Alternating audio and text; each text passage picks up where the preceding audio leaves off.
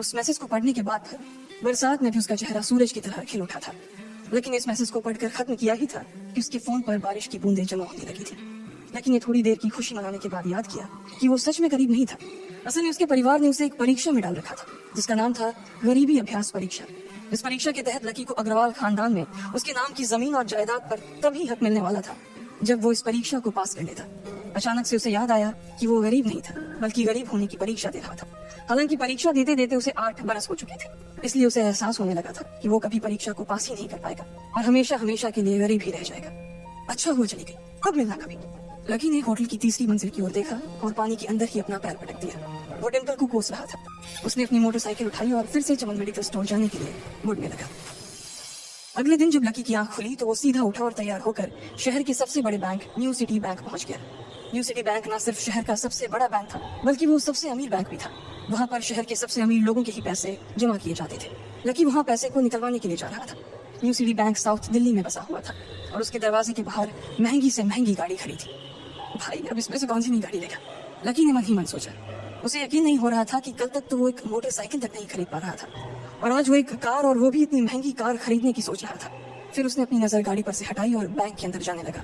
उसने देखा कि बाहर बहुत भीड़ थी और महंगे से महंगे कपड़े पहने लोग बैंक के अंदर जा रहे थे। कहाँ दवाओं की बदबू और कहाँ ये खुशबू।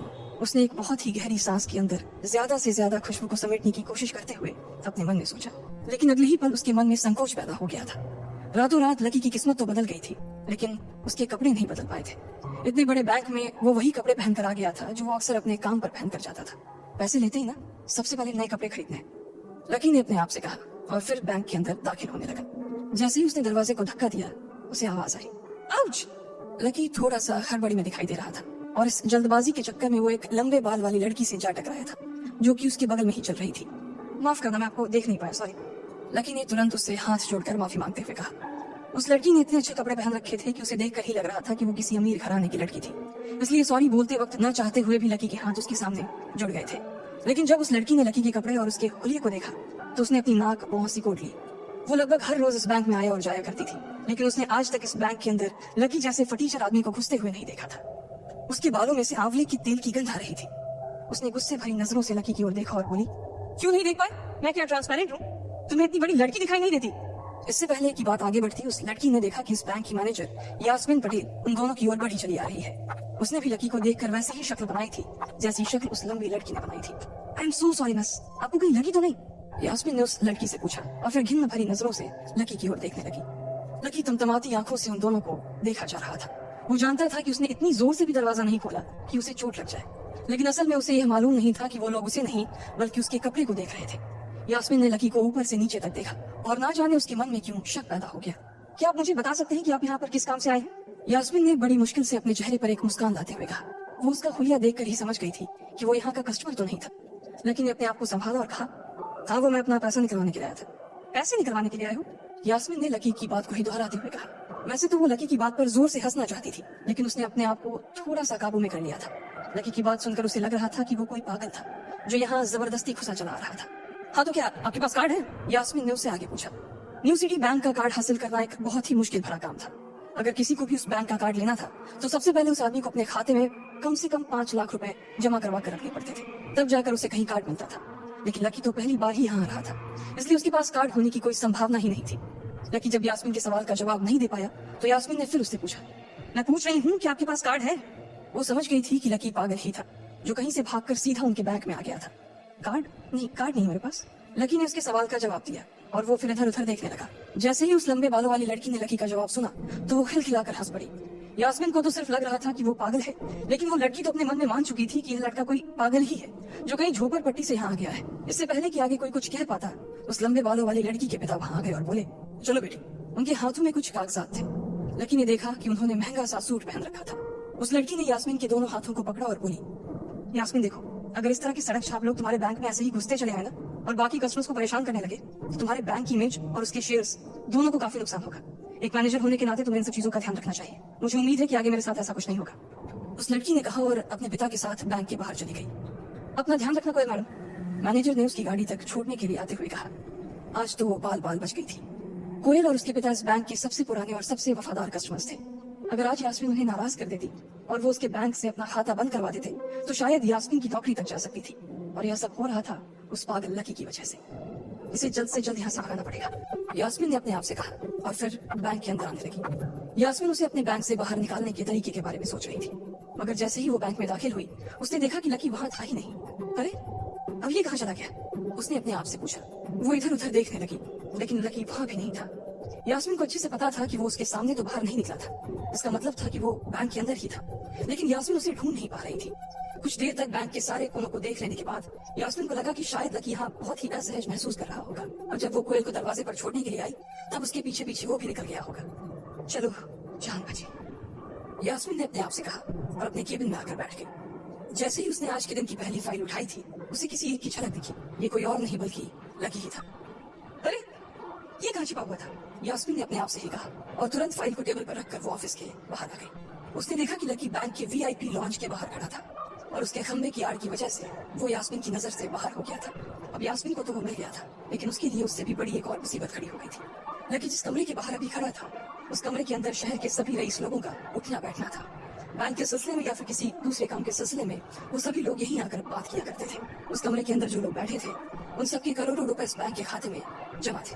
अब अगर ऐसे में लकी वहां घुस जाता तो सब लोग मिलकर यास्मीन की गर्दन पर चढ़ जाते। रुको, जहां हो वहीं खड़े रहो, यास्मीन जोर से और साथ ही गुस्से से चिल्लाई। बाकी के लोग जो वहां खड़े थे वो यास्मीन की ये चीख सुनकर डर गए थे। कुछ लोगों को उसके इतनी जोर से आवाज करने की वजह से गुस्सा भी आ गया था और यास्मीन सबसे मुस्कुराते हुए माफी मांगकर आगे बढ़ती जा रही थी। वो लकी को किसी भी तरह से उस कमरे में जाने से रोकना चाहती थी, लेकिन उससे पहले ही वो उस कमरे के अंदर दाखिल हो चुका था। अरे यार, ये आदमी है या गधा, यास्मीन ने अपना ही सिर पीटते हुए कहा और वो भी उस कमरे के दरवाजे की ओर बढ़ने लगी। उसने उस कमरे का दरवाजा खोलने की कोशिश की लेकिन वो अंदर से लॉक हो गया था। बाप रे, ये कैसा आदमी है, बिना परमिशन के अंदर घुसा तो घुसा लेकिन दरवाजा भी अंदर से बंद कर लिया। हद। यास्मीन की सांसें फूलती जा रही थी, उसे बहुत डर लग रहा था। उसका जी यह सोचकर घबराया जा रहा था कि ना जाने अंदर लकी और उस रिलेशन मैनेजर के बीच क्या हो रहा होगा। इधर जैसे ही लकी कमरे में दाखिल हुआ वहां का कस्टमर रिलेशन मैनेजर जो कि सोफे पर फैला हुआ था और उसे देखते ही अचानक सीधा पड़ गया। हेलो सर, कैसे हैं आप? उसके मुंह से बिना लकी को देखते हुए ये शब्द निकले। उसे याद था कि इस कमरे में कुछ खास लोग आते थे और जो भी आते थे यास्मीन उनके आने की खबर से पहले ही दे देती थी, लेकिन इस वक्त जो आदमी उसके सामने खड़ा था उसे देखते ही वो अपनी जगह पर जम गया था। ना तो वो कहीं से भी VIP लग रहा था और ना ही वो उसका कोई रिश्तेदार था। क्या चाहिए तुम्हें? मैनेजर ने अपने साथ के जवाब लड़की को देखते हुए कहा, मैं यहाँ पर पैसे लेने आया हूँ। लड़की ने सीधे मुद्दे की बात को मैनेजर के सामने रखते हुए कहा, तुम्हारे पास आवाज सुनाई दे रहा है? मैनेजर ने उसे ऊपर से नीचे देखा और पूछा, नहीं मेरे पास कोई कार्ड नहीं। लड़की ने कहा, हम तुम्हें कोई पैसे नहीं दे सकते, चलो अभी दरवाजा खोलो, सीधा बाहर आओ। मैनेजर ने कहा और सोफे पर से उठ गया, नहीं आपका पैसा नहीं, नहीं जाओगे यहाँ से।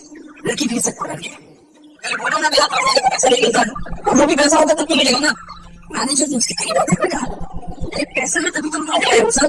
लड़की ने कहा, फालतू की पैसे नहीं सकते और मैं सिक्योरिटी में बोलूंगा तो मार मार के बाहर निकाल देंगे। आखिर ऐसा हमारे खबर था। मैनेजर कहीं ना उसको से एहसास नजर आ रहा था, लेकिन ऐसा भी नहीं था कि वो झूठ बोल रहा था। भले ही उसके पास कार्ड नहीं था, इसका मतलब ये नहीं था कि वो अग्रवाल खानदान का लड़का नहीं था। जैसे जैसे मैनेजर उसकी ओर बढ़ता चला जा रहा था लड़की का डर भी बढ़ता जा रहा था। मैनेजर को लग रहा था कि वो कोई संगी था और उसे धक्का मारकर बाहर निकालने के लिए आगे बढ़ी आता यह अचानक घबराई हुई लड़की के दिमाग में आइडिया है। उसने अपना कमरे में आकर उस मैनेजर के सामने क्या था, कौन सा फिंगर प्रिंट? मैनेजर ने चौंक कर पूछा, अरे आपने कहा ना कि आपको कार्ड चाहिए, मेरे पास कार्ड नहीं, फिंगरप्रिंट है। मुझे मालूम है कि आपके फिंगरप्रिंट से पैसा निकलता है। ये कहते हैं कि एक राहत की सांस ली थी, लेकिन मैनेजर को यह समझ नहीं आ रहा था कि आखिर लोगों को फिंगरप्रिंट की जानकारी मिली कैसे। फिंगरप्रिंट किसका बचा था? मैनेजर ने लड़की को घूमते हुए पूछा। लड़की की शक्ल और उसका परिवार मैनेजर को उसकी बातों से नहीं कर रहा था। हाँ, मैं फिंगरप्रिंट दिखाना चाहता हूँ। लड़की ने सीधा चौड़ा करते हुए कहा। उसे इस तरह देख तो मैनेजर और भी कंफ्यूज हो गया था। मैनेजर ने सोचा कि उसे क्या करना चाहिए, इसलिए उसने लड़की को फिंगरप्रिंट इस्तेमाल करने की इजाजत दे दी। वो अपनी टेबल के पास गया, उसके दराज में फिंगरप्रिंट वाली मशीन खोलने लगा। चुपचाप यहाँ पर काम कर रहा है। मैनेजर ने मशीन को आगे बढ़ाते हुए कहा, मैंने अपनी फिंगर के पैर के पिछले हिस्से में अपना अंगूठा पूछा, फिर मशीन में लगा दिया। 2 सेकंड बाद मशीन में से आवाज आ गई, उसके अंदर एक लाल बत्ती चल रही थी और वो जोर से बीप कर रही थी। लेकिन हमारा फिंगर मैच नहीं कर रहा। मैंने पहले बोला था कि कोई खाता नहीं है। मैनेजर ने लड़की को ऐसे देखा जैसे वो कोई बड़ा आदमी था। मैनेजर उसकी पैर की ओर देखने लगा उसे लग रहा था कि लकी ने अपनी जेब में हथियार छुपा रखा था। वो मैनेजर को बेवकूफ बना था। इससे मैंने कि लकी अपनी जेब से कोई बंदूक या बम निकालता। मैनेजर ने अपना फोन निकाला और पुलिस का नंबर लगा दिया। लेकिन उसके स्क्रीन पर देख लिया था कि वो 100 नंबर पर फोन लगा रहा था। लकी बुरी तरह से घबरा गया था। लगभग उत्साह और जोश में अंदर तक चला गया था। उसे याद नहीं था कि वो इतनी बड़ी मुसीबत में फंस गया था। लेकिन से इसको बुलाने से रोका था। तो इसे कोई फेक मैसेज हो गया था। लेकिन कैसे मुसीबत से खाली था। क्या बोल रही थी समझ नहीं आया।